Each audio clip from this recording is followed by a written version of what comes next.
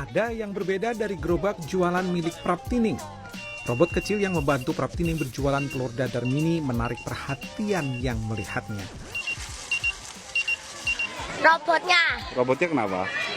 Gerak sendiri. Gerak sendiri.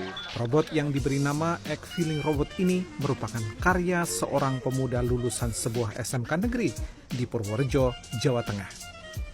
Pemuda bernama Agung Budi Wibowo tak lain merupakan anak bungsu Praptining. Agung mengaku awalnya hanya ingin membantu sang ibu berjualan. Praptining memiliki gangguan penglihatan sehingga ia kesulitan menuangkan adonan telur ke loyang yang panas.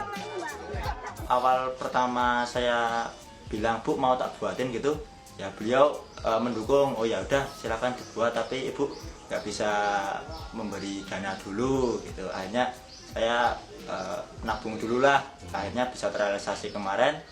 Terus robotnya jadi, akhirnya respon ibu senang, ya bahagia lah gitu. Agung mempelajari cara membuat robot secara otodidak melalui YouTube. Dengan modal 1,5 juta rupiah, ia berhasil merangkai berbagai komponen penggerak robot. Praptining pun mengaku senang dan merasa terbantu dengan robot ciptaan putranya. Bahkan, dagangan telur dadar mini yang ia geluti selama 1,5 tahun belakangan jadi semakin laris. Anak-anak pada suka Ibu? Iya Mas, suka. Pakai robot jadi daya tarik gitu Ibu ya? Nggih, katanya keren banget. Kan dia kan suka mecat-mecat sendiri. Nah itu senangnya anak-anak gitu. Ini jual.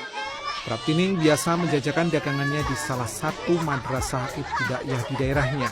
Anak-anak yang membeli telur dadar mengaku senang dan tertarik melihat robot yang menemani Praptining berjualan. Heri Sugiarto, Purworejo, Jawa Tengah.